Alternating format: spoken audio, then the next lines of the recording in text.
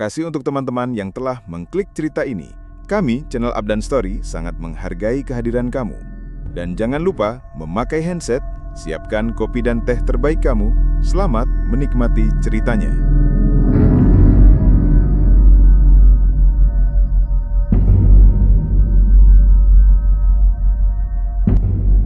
Hening itulah yang pertama kali dirasakan tim Lentar Malam dan Bang Breo saat mobil mereka berhenti di ujung jalan tanah yang sudah mulai ditumbuhi rumput liar. Di depan mereka terbentang kampung yang seolah telah tertelan waktu, Kampung Webloru, Lampung.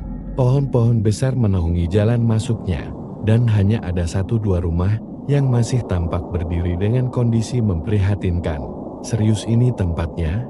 tanya Raga, salah satu kru Lentar Malam, sambil melihat layar GPS-nya. Bang Breo hanya mengangguk pelan. "Iya, kampung ini cuma tinggal dihuni 3 kepala keluarga. Dulu ramai, tapi semenjak kejadian Mas Bayu, semuanya pindah satu-satu." Nama Mas Bayu bukan sekadar nama biasa di kampung itu. Ia dikenal sebagai tokoh muda yang aktif di kegiatan sosial dan sering mengadakan pengajian, tapi semuanya berubah sejak malam tahlilan ke-7 kematian ibunya, saat kejadian ganjil pertama mulai terjadi, dan sejak itu pula, kampung mulai ditinggalkan. Penghuninya, tim mulai melakukan eksplorasi saat senja. Mereka menyusuri jalan setapak, yang kini nyaris tak dikenalin, tidak ada listrik. Penerangan hanya berasal dari lampu senter kepala dan lentera kecil, yang dibawa masing-masing kru. Setelah berjalan hampir 300 meter dari batas kampung, mereka sampai di sebuah rumah kayu tua, kat dindingnya mengelupas, jendela pecah, dan pekarangan dipenuhi ilalan.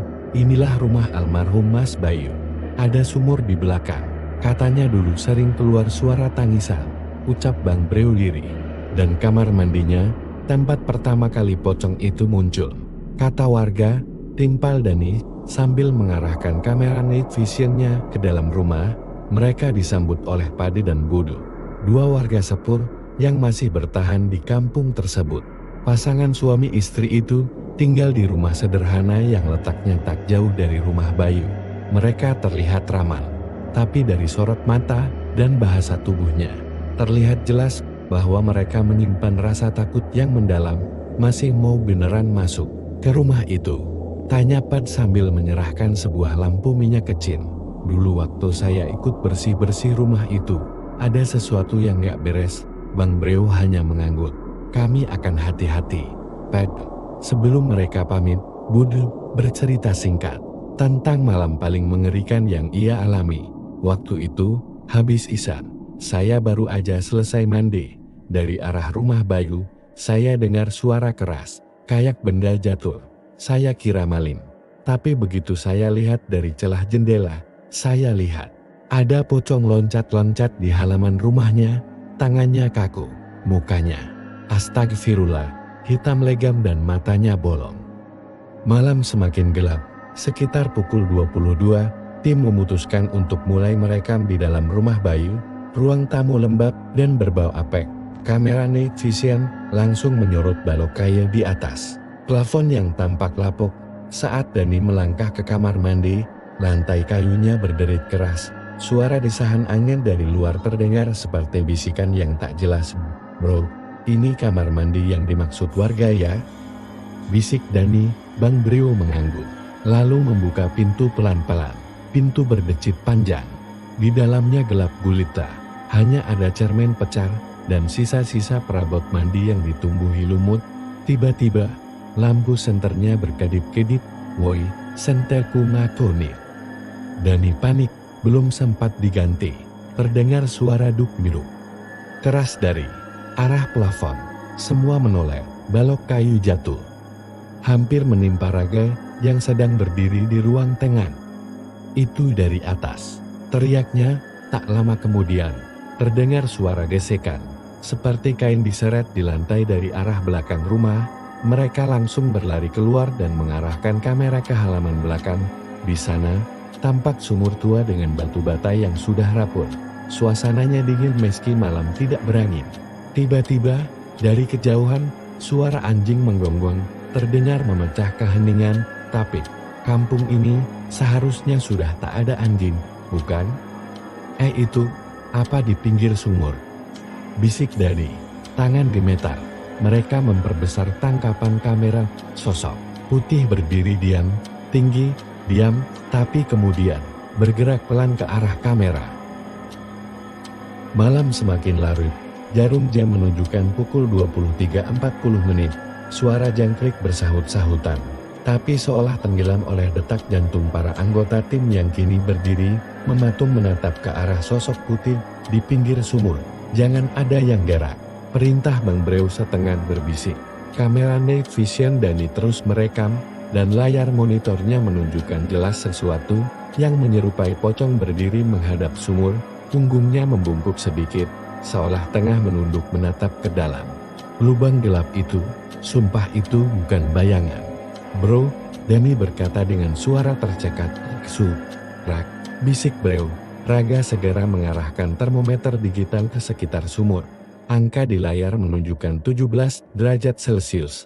Padahal suhu sekitar harusnya masih di atas 25 derajat. Ada sesuatu yang sangat salah di tempat itu. Tiba-tiba, suara teriakan, "Ngarge!" Semua menoleh. Raga jatuh tersungkur. Tangannya gemetar menunjuk ke sumur. Itu mukanya. Dia nengok ke gue. Teriak Raga. Dani langsung mengarahkan kameranya ke posisi terakhir sosok itu berdiri, namun kini sudah tak ada siapa-siapa, kosong, hanya sumur tua, dan suara malam yang kembali sunyi. Bang Breu menarik napas panjang. Kita cabut dulu ke rumah. Pada, kita evaluasi voltage ini, jangan maksain, di rumah Pada dan Bude mereka diterima kembali dengan wajah panik. Kalian tadi ngelihat dia ya? Tanya Bud sambil menatap tajam ke arah Bang Breu. Kami lihat di sumur. Kayak sosok putih, mirip pocong. Jawab Breu. Padi menghela napas panjang. Ia lalu mengambil sebuah buku doa usang dari rak tua dan membukanya. Mas Bayu dulu sering ke sumur itu. Katanya untuk ngadem habis pikir malam. Tapi setelah ibunya meninggal, dia sering bicara sendiri di pinggir sumur. Pernah satu malam, dia bilang dia dipanggil dari dalam sumur. Esoknya, dia hilang. Dan 2 hari kemudian, mayatnya ditemukan tergantung di kamar mandi. Suasana hening, semua menahan napas selalu. Tanya Dani pelan. Sejak itu, kalau malam Jumat Kliwon, selalu ada yang loncat-loncat di halaman rumah Bayu. Warga percaya, itu bukan pocong biasa, tapi roh penasaran yang tak diterima bumi. Pukul 2.15 WIB meski rasa takut masih menyelimuti, mereka memutuskan untuk kembali ke rumah Bayu. Kamera mereka kali ini dipasang statis di beberapa titik, ruang tamu, kamar mandi, belakang rumah, dan sumur. Kita duduk di dalam selama sejam. Kalau nggak ada yang aneh, kita cabut, kata Breu sambil menyalakan rokoknya. Namun baru 15 menit berlalu, kamera belakang rumah tiba-tiba mati. Layar menjadi hitam, cek ke belakang. Perintah Breu, Dani, dan Raga keluar lewat pintu samping. Senter di tangan, langkah mereka pelat, menelusuri jalur di sisi rumah yang lembab. Suara tanah becek terdengar jelas, dan saat mereka sampai di belakang kamera menyala kembali dengan sendirinya. Dani menoleh ke arah Raga. Senter lo dengar suara nggak? Raga mengangguk, kayak orang nangis. Mereka mendekat ke sumur, dan betul, dari dalam sumur terdengar suara adot dot dot kudot dot dot didot. Sini suara parau, tapi seperti milik Mas Bayu berak. Tiba-tiba pintu belakang rumah tertutup sendiri dengan keras. Breu yang di dalam rumah langsung bangkit dan lari keluar. Mereka bertiga kini berdiri di tengah halaman belakang sumur.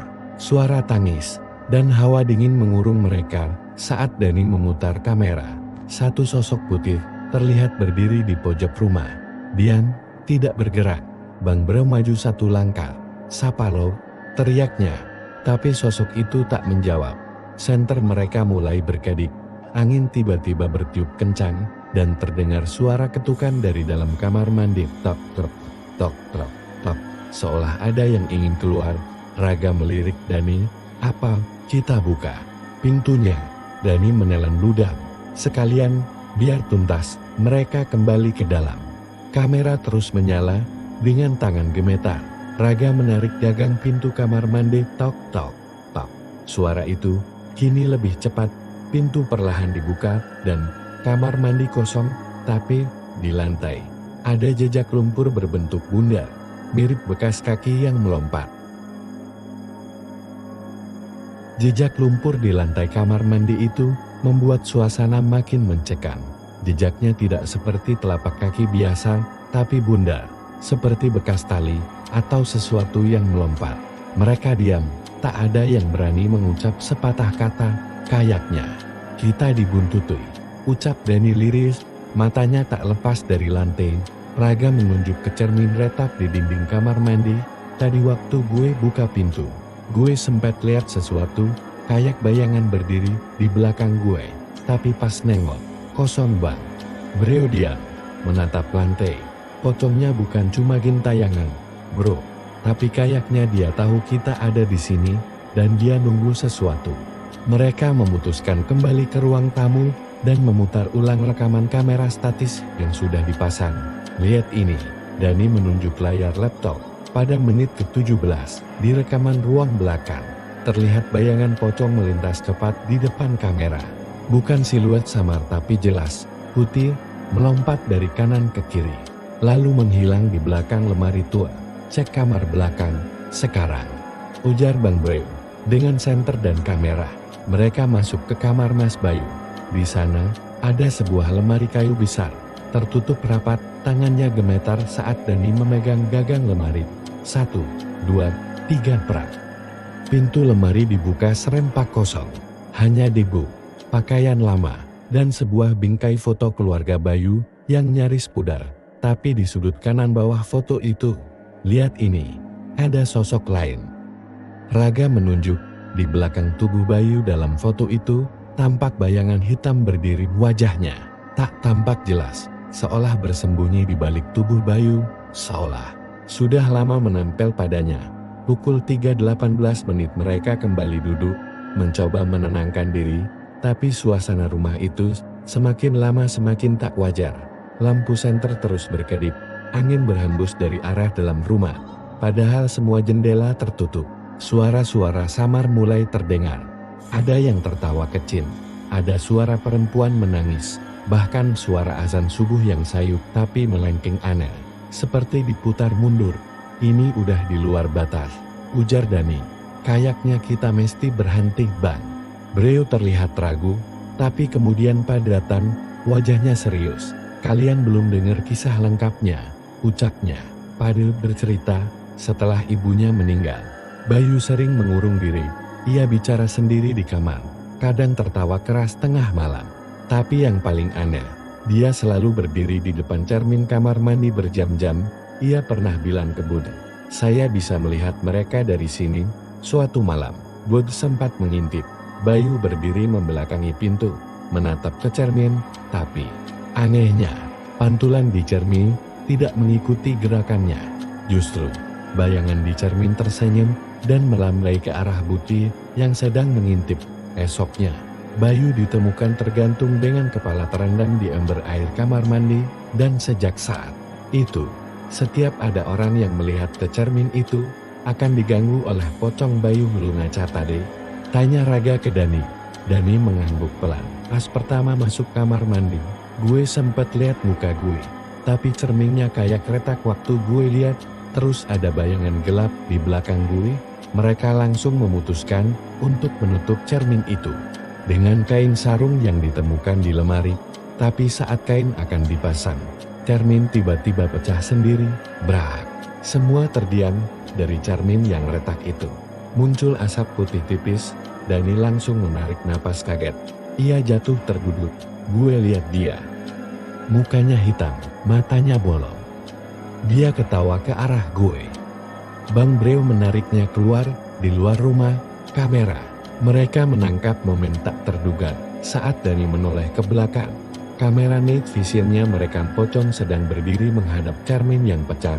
Tanpa pantulan bro, itu bukan pocong biasa. Dia gak punya bayangan, teriak Raga. Bang Breu mengencangkan tas peralatannya. Kita harus kabut sekarang. kita udah ganggu tempat ini terlalu dalam. Tapi saat hendak melangkah keluar gerbang, suara itu kembali terdengar. Jangan pergi mereka. Menoleh ke arah sumur, sosok itu kembali berdiri di sana, lebih dekat dari sebelumnya. Dan dari arah pohon besar di pinggir kampung, sosok kedua muncul, pocong juga. Tapi kali ini, tubuhnya rusak, kepalanya miring, matanya berair darah. Bro, itu bukan cuma satu. Dua pocong. Satu berdiri di pinggir sumur, satunya lagi muncul dari balik pohon besar. Tubuhnya rusak parah, seperti mayat busuk yang baru diangkat dari kubur.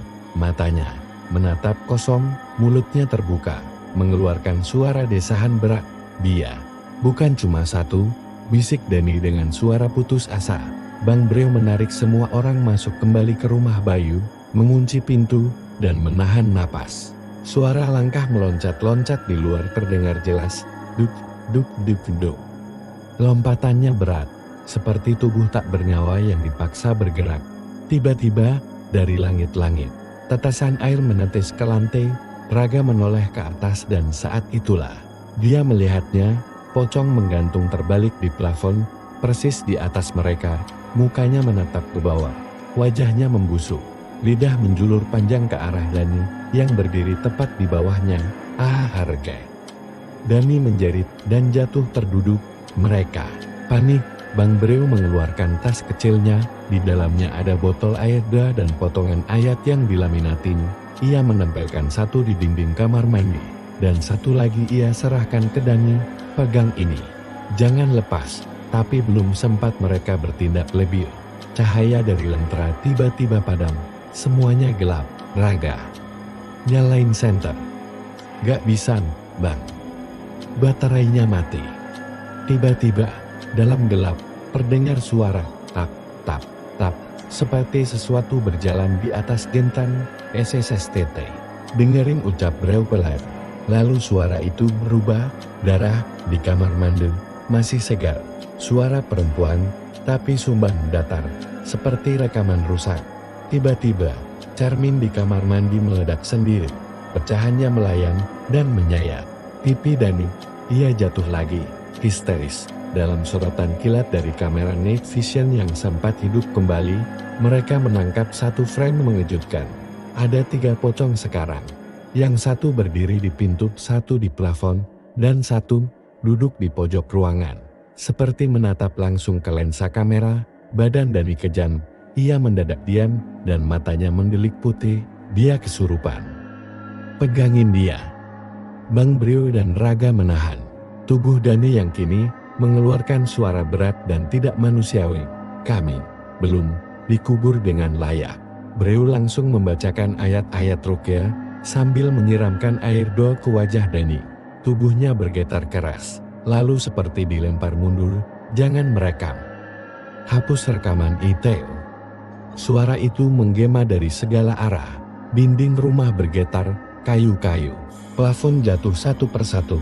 Mereka sadar, jika bertahan lebih lama, mereka tidak akan selamat. Dengan sisa tenaga, Breo menarik Dani yang masih setengah sadar. Raga menahan pintu, dan mereka berlari keluar rumah. Tapi jalan keluar tertutup kabut putih. Kabut itu dingin dan menyesakkan. Setiap langkah terasa berat. Dari kabut itu muncul bayangan terakhir. Pocong Bayu, wajahnya utuh, tapi sorot matanya kosong. Ia tidak melompat, ia melayang perlahan, menghampiri mereka. Bang Breo nekat menatapnya, sambil mengangkat botol air dan, kami datang hanya untuk mencari jawaban. Kalau kau ingin disampaikan doa, kami akan bacakan. Pocong Bayu berhenti, tak bergerak. Breo mulai melantunkan doa. Suara gonggongan anjing terdengar lagi diiringi isak tangis perempuan dari arah sumur. Suara itu perlahan melemah, dan kabut pun mulai menghilang. Pocong Bayu menghilang dalam sekejap. Subuh pun datang, langit mulai memerah di ufuk timur. Tim Lentar Malam keluar dari kampung dengan tubuh lemas dan wajah pucat. Sebelum naik mobil, Pad menghampiri mereka. Kalian sudah melihat yang tak seharusnya dilihat. Tapi mungkin mereka hanya ingin didoakan, diperlakukan sebagai manusia, bukan makhluk untuk ditonton. Bang Breo mengangguk.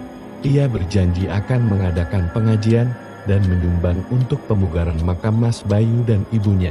Sebelum mobil bergerak, Dani yang kini masih trauma berkata pelan, "Tapeng, Bang, waktu kita mau keluar tadi, gue sempet nengok ke belakang rumah.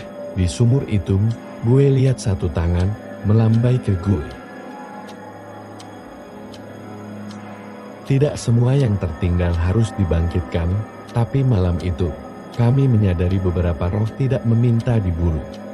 Mereka hanya ingin diingat dan didoakan. Almarhum Mas Bayu dan ibunya diberikan tempat terbaik di sisinya.